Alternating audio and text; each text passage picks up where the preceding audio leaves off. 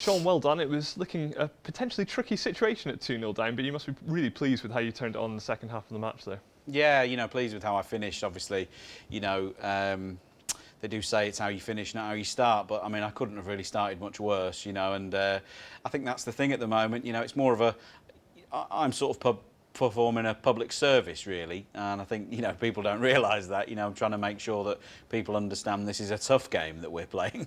Because if you watch John Higgins for the last week, you could be forgiven for believing it's the easiest game on the world. So, no, in all seriousness, it's a very, very difficult game sometimes. And, it's a match that I'm relieved to have won. We had a sort of period of potential stalemate in that third frame. You had some discussion with the referee, Ben Williams. Was it your opinion then you felt that the onus was on Ashley to sort of force the issue in that situation? Yeah, I think this is where, the commercial element of sport and pure sport meet. Nobody wants to roll up to that red. I don't want to do it. He doesn't want to do it. But we don't want to give the advantage away. It's an important part of the match. I'm 2-0 down, struggling for wins, struggling for confidence, and I wouldn't give him a nod in the desert, let alone the frame. So it seemed a little strange one that my 32-point lead potentially counted for nothing, which was what I was trying to say to the referee. By extension, you could be 70 points ahead with 75 remaining, and if you end up in a stalemate scenario like that, maybe the 70-point lead buys you a couple of extra shots. The referee said normally it would just be 3, and he was giving us 5 because I was ahead. So it just seems a slight little deviation from logic for me. And in terms of the importance of this week as a whole, we've now obviously we've got the Pro Series that you're still involved in to come, but this is the sort of last outing before the Crucible in terms of the traditional knockout format. How important is it to try and really cash in this week and get some form going? It's massive. I've been waiting all season for HMS Murphy to slowly make the turn, and she's trying hard not to turn. She just wants to hit that iceberg, but I'm trying against the tide to turn things around. Not really getting anywhere with it. I had a good run in Wales and just ran into Steve. I got to 4-3 up and never had a chance to win and lost 5-4. He played unbelievable to beat me, and that's been the tale of the tape really for the season. So who knows, maybe it'll all come together for me right at the crescendo of the season.